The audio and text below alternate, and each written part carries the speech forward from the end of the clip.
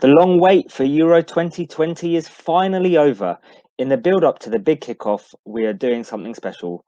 We have scoured the Twitterverse to find a representative from each of the 24 nations competing in this summer's European Championships.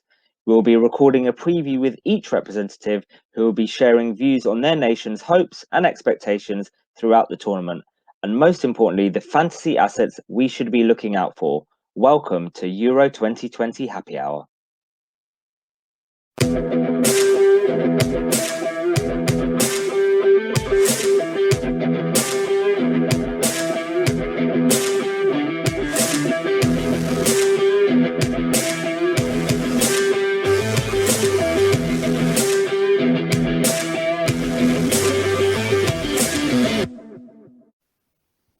Hello and welcome to our Euro 2020 preview series with myself, Sham, otherwise known as FPL2 Guys One Cup on Twitter. And myself, Rob, otherwise known as FPL Panda. Rob, we've got another guest tonight representing a really small country that qualified through the Nations League, and that is Scotland. And Mark, welcome. He's not even. Hi. You hadn't even got him What a welcome. in, and we've already bantered him. Yeah. Unreal. Sorry, Mark, I had to put that in there. Yeah. You're not happy already. Look, I'm still just happy to be there. It's absolutely fine. Mark, tell us about yourself. What football team you support, and kind of what you like about FPL, how you got into FPL, etc. Sure, yeah. I'm from Edinburgh, but growing up, it was always a case of supporting your local team, which for me is Heart of Midlothian, but also you'd always just support an English team as well. My dad's actually English and he hates Liverpool, so I support Liverpool. So I've supported Liverpool since I was 5 years old. So I very much, I think of them as my team more than I probably do Hearts, to be honest. And I've played FPL with my friends. This is my 14th season. Wow. Playing FPL and or having our own league. I think I've played it for 15 seasons. Always just banter, always just fun. But yeah, I'm in the rabbit hole and I'm not getting out. So yeah. I was still in school when Mark started playing FPL. I probably was as well. I can't even remember how long ago back that then was. It would have been the Telegraph. It would have been like mailing my transfers in through the Telegraph. I think that's the one that I played. Yeah. Well, Mark, seeing as this is a Scotland pod, I think there's going to be a lot of banter on this pod tonight. So pre-warning to everyone in advance. So let's talk about Scotland. How did you guys do in your qualification? Because you guys took a kind of different route through the Nations League. So just talk us through kind of that process. Yeah, we took the scenic route. In our qualifying group itself for the Euros, we came third in a group with Belgium and Russia, who were first and second, respectively. We played 10, won 5 and lost 5, which is just a typically Scottish thing to do. First result, I think we lost to Kazakhstan. So, yeah, it started off well. It's difficult. We've done that. We do that. We'll lose to Kazakhstan. The Azerbaijani under-12 women's team, but then we'll give a go against the likes of Spain and Belgium. So, yeah. But you beat San Marino, right? So congratulations on that. Yes, no, we did. It was a tough first half, but then they turned up, and we did a bit better actually against them. Yes, we did beat San Marino 6-0. To cover that goal difference. So we finished third, but in the Nations League, we won our group, which was against Israel and Albania. So that put us automatically into the playoffs for the Euros. So ironically enough, after the playoffs were announced, we played Israel again in the playoff, but we managed to draw with them at home. Another tough fixture. but we beat them on penalties without missing. We won 5-3, and then it was up against either Norway or Serbia. So basically, Haaland or Mitrovic. So you think, who's going to knock us out? But surprisingly, Serbia beat Norway, and we drew 1-1 away in Serbia, which is frankly a fantastic result. We actually did play very well, and we won again without missing a penalty, 5-4, with Marshall saving from Mitrovic, and all hell broke loose, and suddenly we're in the Euros. So it took us a while to get there, but we got there. I remember, I think, I've forgotten what I was watching at the time. I was watching something else, probably something better than that playoff final at the time. But I remember Mastermind, or Bake Off, probably, or something like that. Probably more, Peppa Pig, maybe. Yeah, in this house. But I remember I saw like a Sky Sports News app. It flashed up Scotland go to penalties. And I remember putting on the penalty shootout, and the scenes afterwards. It was You nice. must have been so disappointed. It was nice to see. Well, to be fair, it was nice for me as well. It was nice to see Scotland. I'm not going to lie. When the group draw was made for the Euros, we knew that in England's group, whoever won that playoff path would be in England's group, and so for me, I was just thinking it's another 3 points, right? at the time I thought I've got tickets to this game, the second game in the group stage. I want it to be England versus Scotland. England v Scotland at Wembley in a major tournament is like 3 points. It's 3 points, but it's like one of the games. Like I've seen England play Argentina at Wembley. I've seen England play Germany at Wembley, but I haven't seen England play Scotland at Wembley. I haven't been there to see it, and it's just it was. I was like, come on, just do it, because I'd rather watch England versus Scotland than England versus Serbia at the end of the day. No, I completely agree with you. I've always wanted Wales, Northern Ireland, or what's that other team? Someone else, and Scotland to always do well, to always qualify for the major championships, and it's always been, or even the Republic of Ireland as well, And Wales has done it a couple of times. Even bloody Northern Ireland have gotten there, but we were always just watching at home. So yeah, I'd play anyone anywhere just to be in the Euros. So if it has to be the small team south of us, so be it. We'll give them a go. It's been 23 years since John Collins and Colin Hendry led the team out in France in '98.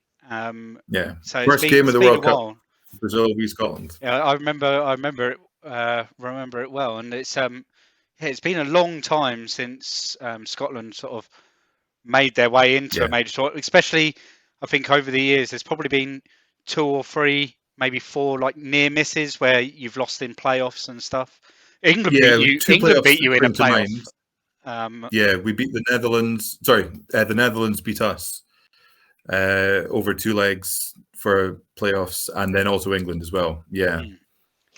So since the qualification in the Nations League, there's obviously been quite a number of games with the World Cup qualifiers and stuff. What kind of form are Scotland coming to the tournament in?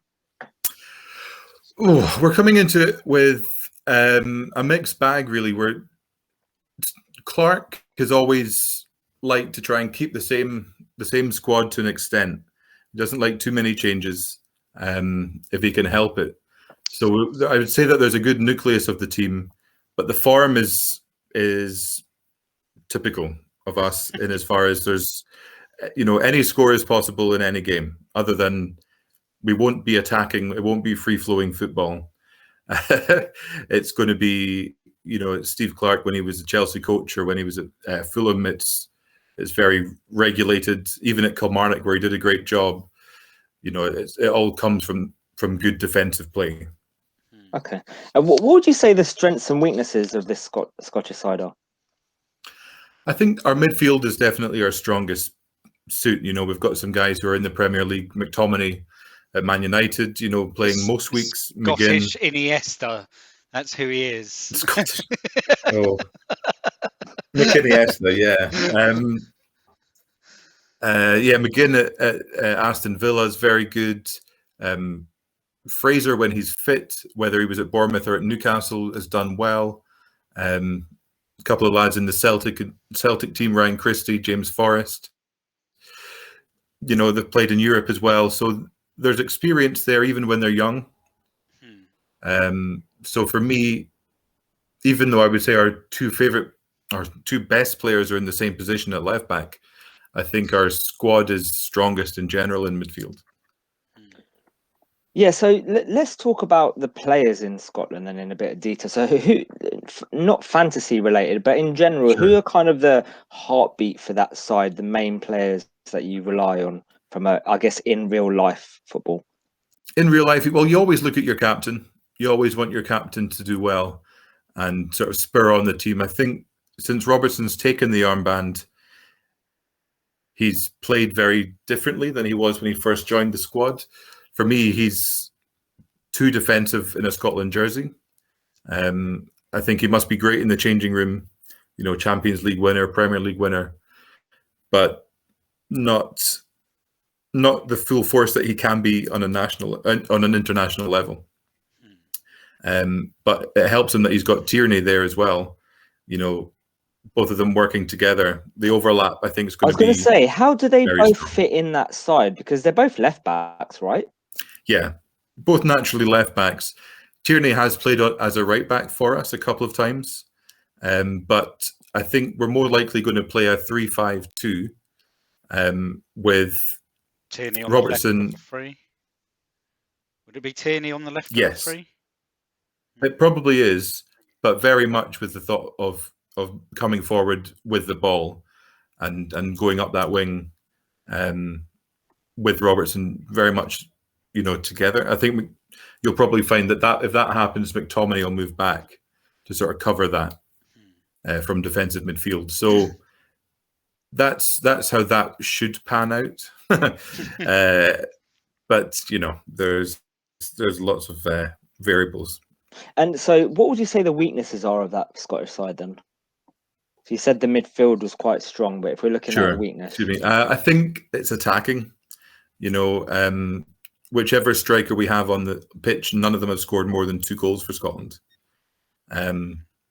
Lyndon Dykes is essentially just a big wall that we kick a ball up to knock it down for somebody else to do something.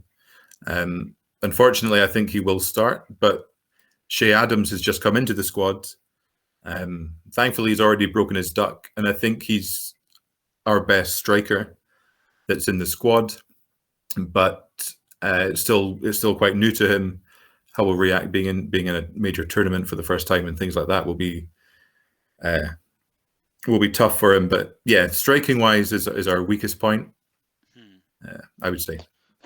I think on the back of this season, like Che Adams, I think it's an interesting one because, he hasn't played much with the side, and he has had a pretty good season with Southampton. I think he's got better as the season's gone on. I think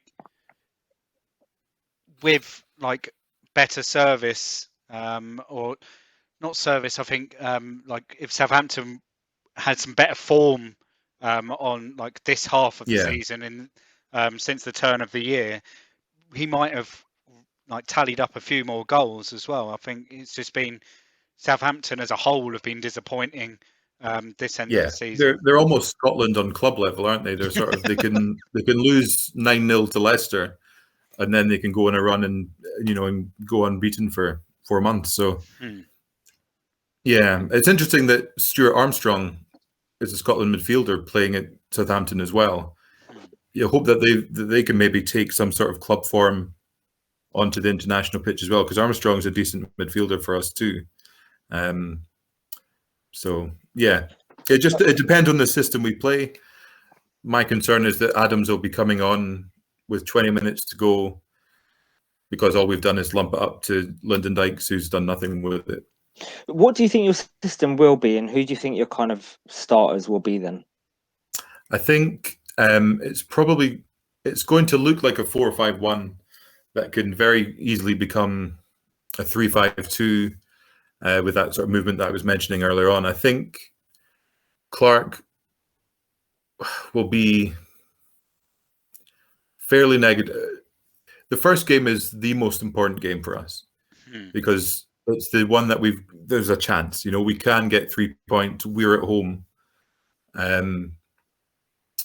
If we can beat the Czech Republic, we're going to do it by attacking them and having some confidence, because when we have to get a goal, we do.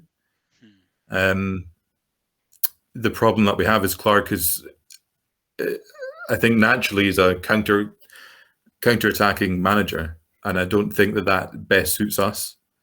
We're not possession-based team. We need to be quick, get the ball through the channels and on the wing, because going forward, we do look impressive for the first time in a while. Okay, so before we move on to, I guess, fantasy options, let's talk about your talisman that you've chosen. So you've chosen McGinn as your talisman. Why have you chosen McGinn, and what does he bring to the Scottish side? 32 caps, 10 goals for a midfielder for Scotland is incredible. Which for me is quite surprising, because with Villa, he plays in that defensive midfield position pretty much now, doesn't he? He doesn't really get many goals. He doesn't, but he's also playing in the Premier League, for Aston Villa. So he's not going to get many goals. I think with Scotland, he's allowed a bit more freedom to go forward, to express himself, as they like to say, and to actually, he doesn't mind taking players on.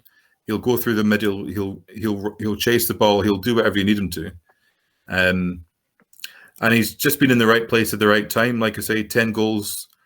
I'm pretty sure that makes him our top scorer in the squad, and probably by some way. So of all time. Not that bad. I'm just having a look, and the next best has scored half as many. And it's James Forrest has scored 5. Okay, it's quite important for you guys then. Oh yeah, absolutely. And even it's one of those things that even when he doesn't score, he does well. And he's not a selfish player, so it's not like he's just shooting constantly whenever he gets the ball. He makes good decisions at the right time. So I think I know we're not quite talking fantasy yet, but I think as far as talisman go, if you're looking for some points, he's definitely where to look. Okay, so let's quickly just look at your group then for the Euros. Where do you think you'll end up finishing? What's your kind of thoughts on the group? Are you happy with it or not really? Or? I mean, there's 2 big teams in there. There's Scotland and there's England. So like I say, really, we're past the big teams here. We're above the big teams. Yeah. It really depends on the first game.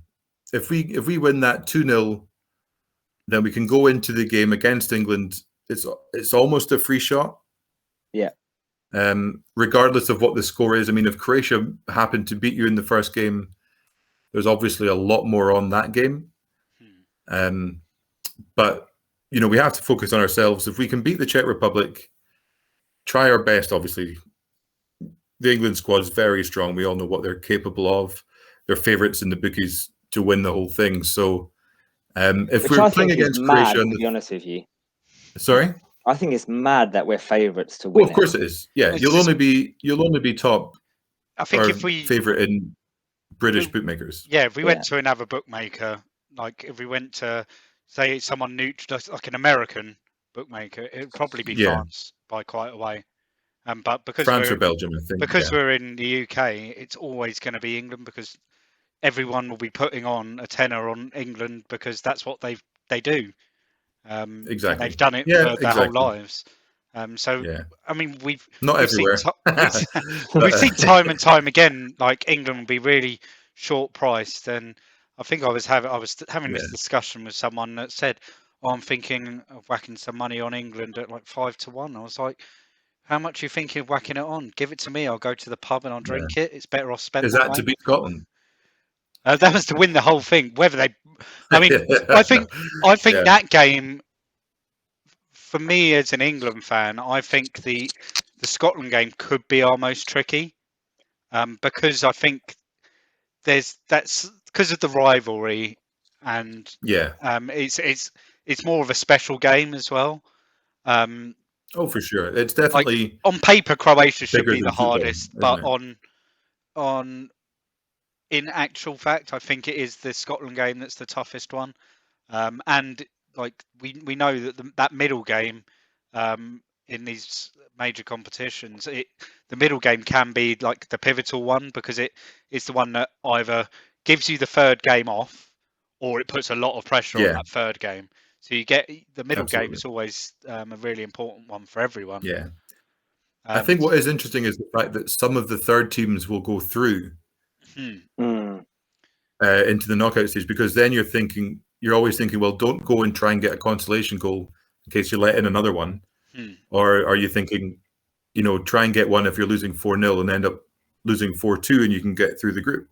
Yeah. So it's going to make the third games, the calculators will have to be out for the guys on the pitch just as much as everyone else. So it is going to be very interesting. I think Croatia aren't the team that they were at the World Cup,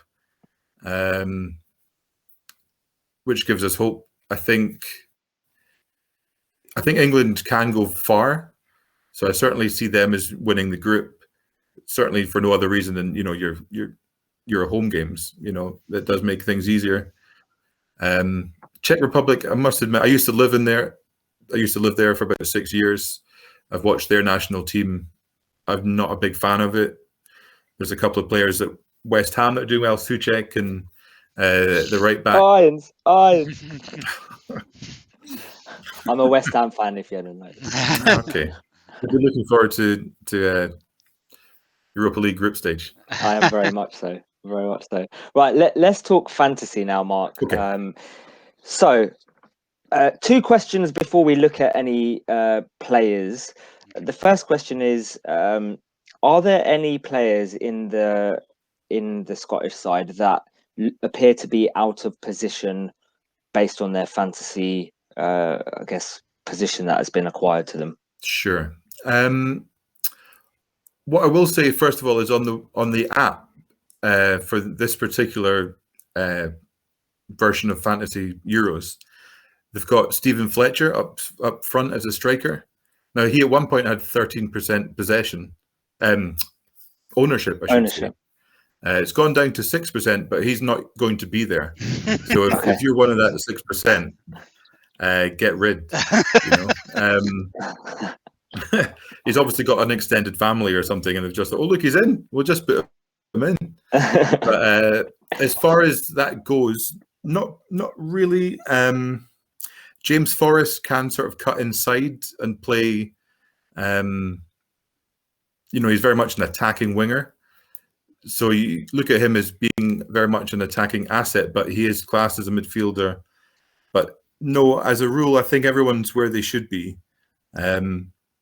Apart from, you could argue that Tierney might be playing on the wing and he's down as a defender.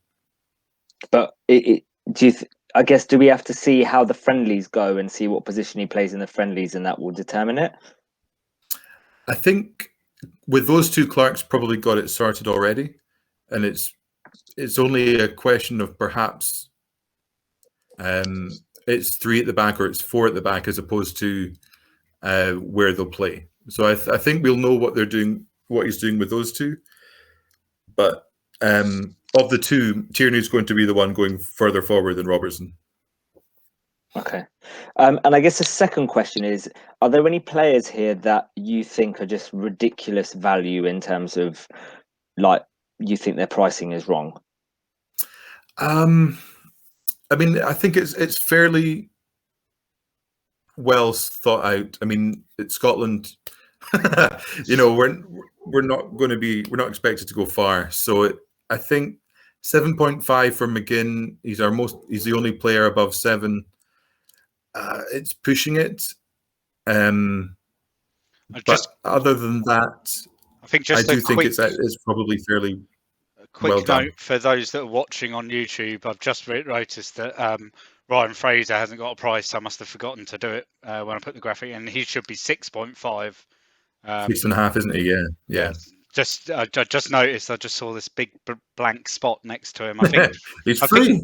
He's free. I mean, because what we've seen with a lot of the countries is they announce the goalkeepers, defenders, midfielders, forwards, and when I then take that image and make it into this table everyone can see on the YouTube, I then have to go through the game and move people around because the Scottish FA announced. I think they announced Ryan Fraser as one of the forwards, but then I have to move him into the midfielders section because that's what he is on the game. And I think that was the case for quite a few players. I think. But I think 6.5 is an interesting price. Like if he can find form, that could be an interesting price, maybe. Absolutely, you've hit the nail on the head with him. It's his fitness. He won't play 90 minutes. It's whether he starts or comes on.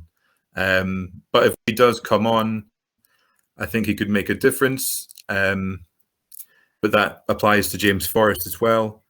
Celtic hadn't had a great season this season in comparison to others, but I think he's still one of our best players, and I think he should start. But so, if I am going to pick a player from Scotland, who are the kind of, I guess, 2, 3, or 4 players that I should potentially be picking from? Sure. I mean, we have mentioned them a few times already. I think if you're wanting a defender who can get you some points, I think you have to look at Tierney. He's not afraid to go forward. He can put in a cross. I mean, he's in my draft team at the moment, mainly because it's the Czech Republic in the first game. I think that's when we've got our best chance of a clean sheet as well. So I think he probably is worth it, and he's only 5. He's 500,000 less than Robertson. Yeah, I was about to say, is he would you say he's better value than Robertson at 500,000 cheaper?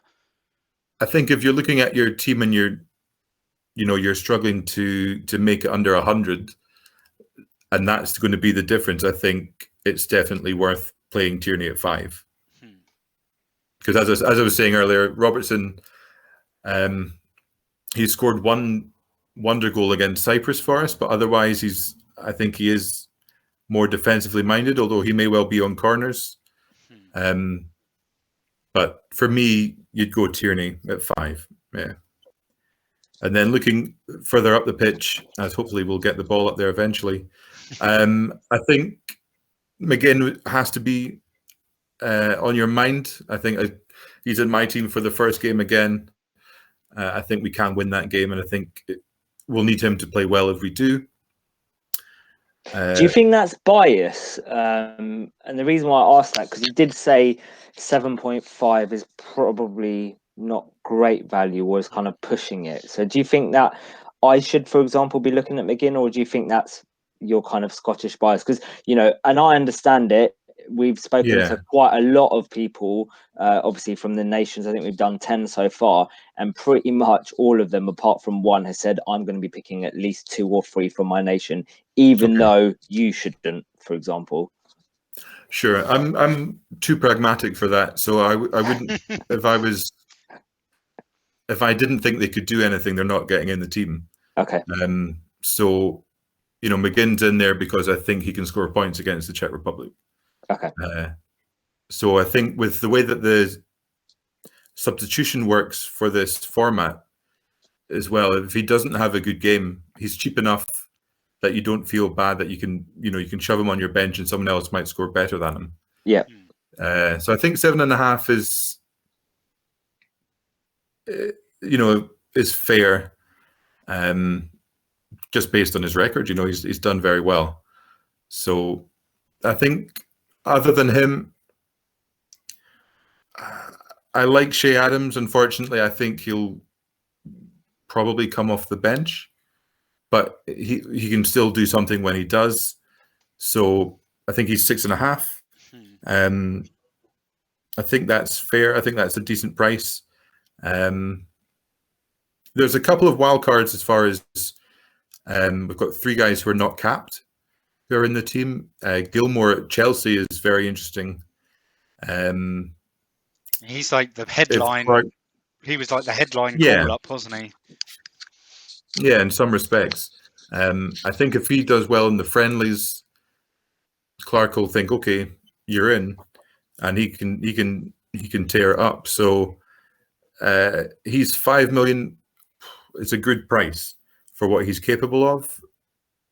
And I think, if you're trying to look at a cheap 5th midfielder option, he's going to be a hell of a differential. He won't have more than 2%, 3% ownership, I would have thought. So could be, but otherwise, I think McGinn, maybe Forrest, and I'd look at Adams, but I think Tierney's your one. If you're saying to yourself, I'm going to put a Scotsman in, put in Paul Tierney. Okay, and who's your penalty taker? Sorry, Kieran Rob, I've Tierney. nicked that question off you. Yeah. Pardon me, what was the question? Who's your penalty taker? If it's on the pitch, Ryan Christie. I think we'd get the nod. He's done very well. The problem that we have is who's going to support Lyndon Dykes. I think there will be a bit of, even amongst the 3 games, I think I'd be surprised if the formation and even the selections are the same. So Is Dykes better than Adams? Better than Adams? Yeah, as a footballer. Is Lyndon Dykes better than Che Adams? Yeah. No. So why is Che Adams not starting then? Because I presume Lyndon Dykes can jump higher. When you're pumping the ball up to him, I suppose you've got 2 of the best crosses of the ball from the Premier League, really, in Robertson and Tierney. They're probably in the top 5 crosses of the ball in the Premier League. Yeah, I'd agree with that. So you've got 2 of them. So having someone that's good in the air. Yeah, any set piece, Dykes can get his head on it. And he's kind of the only player that's really like that. You look through the midfield and they're all probably under 5'11". So apart from McTominay. But he's massive. Oh, he's a unit. He's a unit, but he's more likely going to be going backwards than forwards in the game. So, anything else you want to add that you think is important for us to know from a fantasy perspective? Fantasy-wise, if you're needing a 4.5 defender, and you think, well, I want them to at least be on the pitch, might get away with something, is O'Donnell. I think if he has a good tournament, you'll see him in the Premier League in England next season. He's been a right back since I can remember. Gets forward, can put a cross in. I think he's just overshadowed by Robertson and Tierney, but he's actually a decent player, and I think he'll go to a bigger team through the summer. So that's something to look at if you're looking for a 4.5. But otherwise, I mean, we're happy to be there. We're not expecting to do a great deal. So honestly, as far as fantasy football wise, there'll be better options out there. But McGinn, Tierney, I think are the 2 to look at. Rob, you got any questions for Mark? No, just I think it's quite interesting. When you look at some of the names in the squad, and there's a handful of sort of relatively big names there, but it is quite interesting to see compared to some of the other squads that are there. There's only 7 or 8 players, it's under 10 players that have got more than 10 caps, really. So there's a lot of inexperience there. Do you think that could play? I mean, especially, and we know none of these players as well. They none of them have an international tournament experience, and only really Robertson has experience, or McTominay, at like a high level of European football. Do you think that will play a big part, or do you think it will kind of mean that they won't feel the pressure as much? Yeah, I mean, there's no expectations on Scotland whatsoever. Not least because we've got two teams that were in the World Cup semi-finals just 2 years ago. As you say, it's a young squad, very talented, very high on potential, and I think they should look at it as a chance to go and enjoy themselves, take in the experience. And this squad, if they continue to improve, looking at Qatar qualification and onward, I think the good old days might be back, such as the Euro '96. Yeah, bring back Archie Gemmell and Gemmell and Dalglish and Bremner. Yeah, I mean, over the years we've had very good players and good squads, and I think now we're looking at just trying to get a couple more of the younger lads with the experience, especially those three that are uncapped. They'll be playing for Scotland for the next 10 years. So the future is bright from us for an international level, but expectations aren't that high for this tournament. But before we go, Mark, let's get a prediction from the Scotland-England game from you. What do you think the score is going to be? I think it'll be 2-1 England. Nice. You're not predicting a Scottish win? Shock one. I mean, I've had that dream, but I think if we hammer the Czechs 3-0 and Croatia beat you, you're going to be under so much pressure. Yeah. That I look at your squad and I think your weakest points, your centre backs. Yeah. If Lyndon Dykes can get into them, and we do lump the ball forward and there's people tracking behind him, anything can happen, right? It's 90 minutes, but realistically, I think it should be an England victory. Realistically, right. The goalposts will stay intact this time round at Wembley. No promises. Anything to add, Rob, before we go? No, it's been great to chat to you, and we'll see you in match day 2. For that. Yeah, maybe I might not be online very much. But, maybe if you do produce a shock somewhere, we can see you again in the knockout stages to come and talk us through. I think there's every chance if 3 teams could go through in certain groups. We won't concede to 4 to anyone. If we lose, it'll be by the odd goal. So, there's a chance. Mark, anything from you before we go that you think that our viewers should know about Scotland? It's cold. No, I think